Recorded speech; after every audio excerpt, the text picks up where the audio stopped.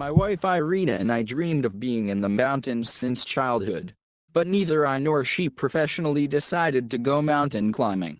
It seemed that the dream would remain a dream, but then the wife came across an ad on social networks, a set of tourists to Elbrus. No preparation required. At first, we did not believe and consider the authors of this advertisement to be scammers. Still, the conquest of the highest peak in Europe, and without many years of training. But then we made inquiries and found out, in recent years, many travel agencies have organized such trips for mere mortals. Pay money for a transfer, equipment rental and mountain guide services, and forward to the assault on Elbrus itself. Of course, no one guarantees you a photo on the top of the mountain as a result. However, with due perseverance and a successful set of circumstances, even the most inexperienced and unsportsmanlike beginners managed to conquer Elbrus. In general, a month later we were already leaving the plane at the airport of our city and headed to the place. The hills and mountains around us made us, the inhabitants of the plains, exclaim in admiration every now and then. But Irina and I experienced real awe when we saw the legendary Elbrus in the distance, on the horizon line. On the same evening we met with our guide instructor, Anton. The young sports guy with a weather-beaten face introduced himself to us with a friendly smile. My task for the next week is to teach you the basics of mountaineering, acclimatize, and lead you to the final assault on the mountain. And then it's all up to you. Do not hesitate, Anton. For the money we paid, we will not leave Elbrus so easily, I answered, and the three of us laughed. Talking about the upcoming climbing program and handing out equipment, Anton casually slipped us a short document. According to him, we refused any claims to the travel agency and personally to the guide in case of injury of any severity or, and I quote, fatal. Seeing our bewilderment, Anton explained that this was a mandatory formality, and he would not leave us under any circumstances. We immediately liked the guy.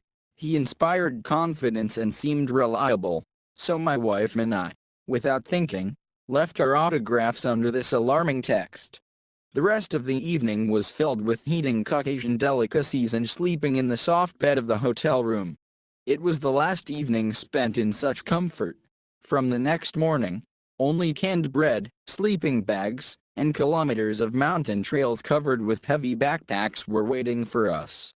Preparation for the conquest of the mountain took place in the vicinity of Elbrus and was really tough and exhausting. And so, on the morning of the fourth day, Anton solemnly announced, "We are going to storm the main peak of the continent." A cable car and a snowcat, a mountain transport like a bulldozer, took us to the base camp at an altitude of 4,000 meters, from where we were supposed to start climbing to the top 2 days later. From the hot summer that reigned at the foot, we moved into a frosty, windy winter. However, the beauty that opened to our eyes from such a height compensated for any frosts. In the camp, besides the three of us, there were many other candidates for the conquerors of Elbrus and their guides instructors. The first day was necessary to get used to the rarefied air, so there was a lot of free time. Ira and I took a bunch of photos against the backdrop of stunning landscapes and, of course, got to know almost all the inhabitants of the base camp. Already in the evening, when it got dark, I noticed my wife in the company of several more novice climbers. All of them listened in rapt attention to the gray-haired bearded guide, who was telling something, sorting out a bag of equipment. I got closer and this is what I heard. I am no longer young, but I have been working on Elbrus itself for more than 30 years. I even lost count. Once again I will storm its summit. Of course, a lot has happened over the years, especially to those who do not respect the mountain, do not understand how dangerous and insidious it is.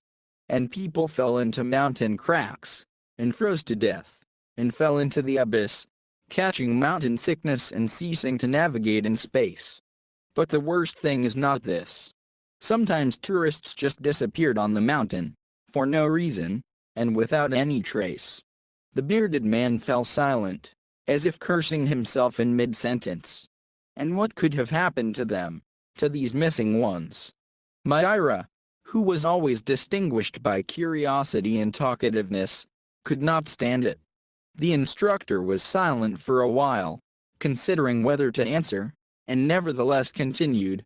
My grandfather, who lived in the Elbrus region from birth to death, told me a local legend.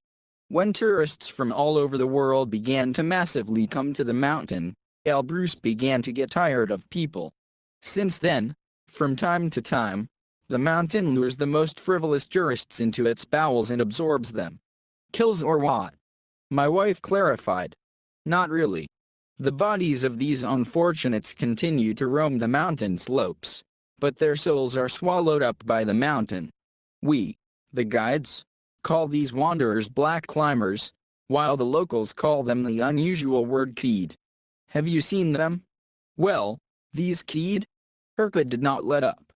The instructor fell silent again, looked around at all of us, many of whom did not hide skeptical smiles, hastily tied the bag and went into the house.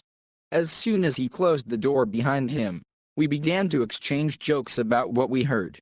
And only one Ira for the first time in these days became sad and thoughtful. Why, dear, did you believe in this nonsense? Yes. He specially composed it on the go. If only we would not wander alone anywhere. Black Climbers even sounds like a children's horror story. I tried to cheer up my other half.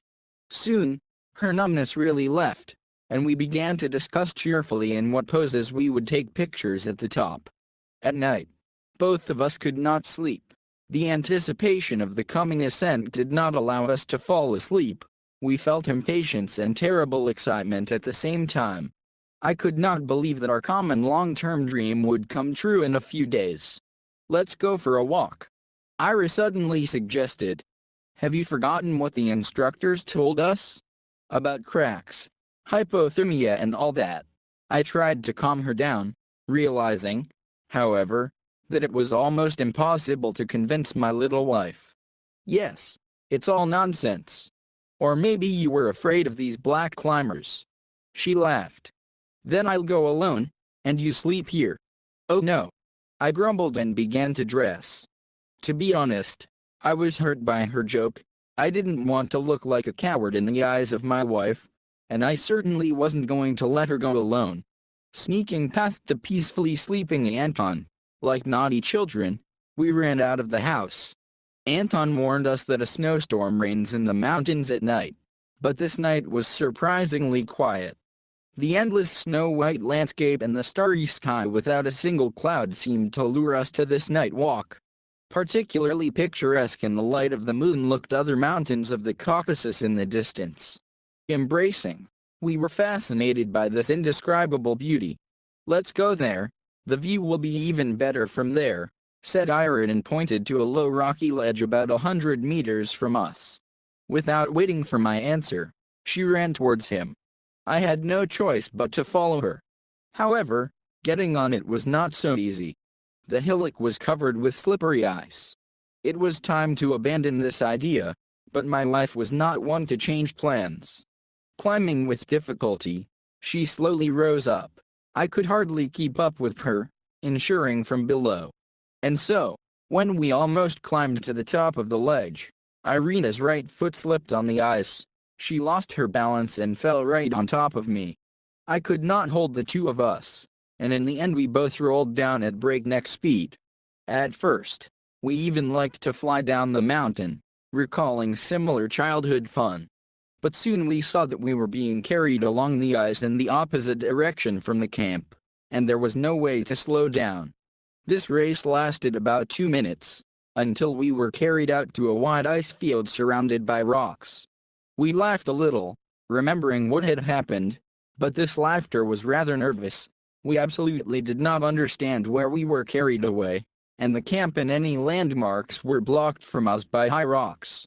We didn't have mobile phones with us, and they were of no use at such a height.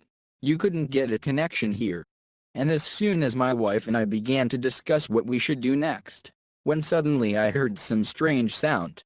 This sound was similar either to the grunting of an old woman, or to the displeased grumbling of a child. At first I decided that it seemed to me, but I realized from Urka's eyes that she heard him clearly. The sound was repeated, and we understood where it came from a large crevice in one of the rocks. We took a closer look at it and saw how a human figure was heading towards us from it. And another followed her. God bless. Ira breathed out. It looks like there's another camp here. A camp in a cave?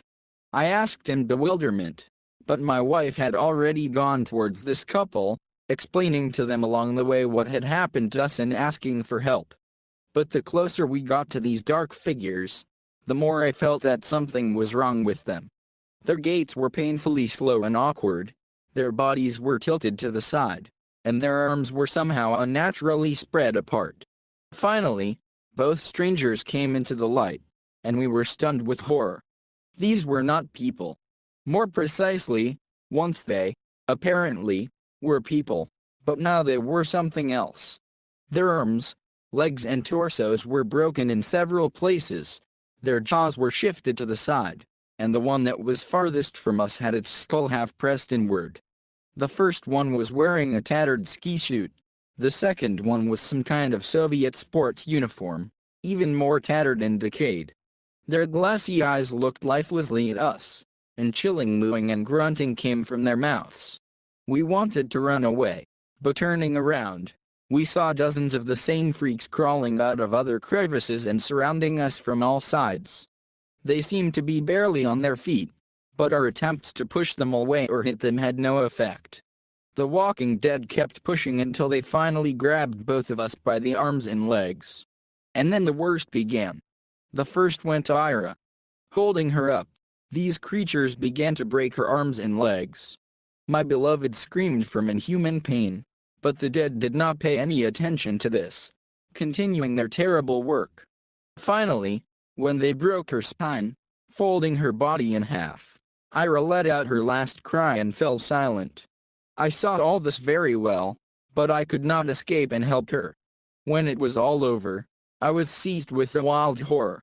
I don't know what scared me the most, the fact that my soulmate had just been brutally murdered in front of my eyes, or the fact that the same thing was waiting for me soon. The premonition did not deceive me. At first I heard a loud crunch, and after a moment, a wild pain in my left leg. Soon, the crunch was repeated again, and again.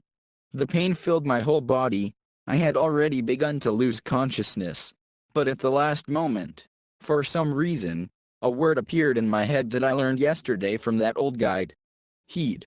I shouted with the last of my strength.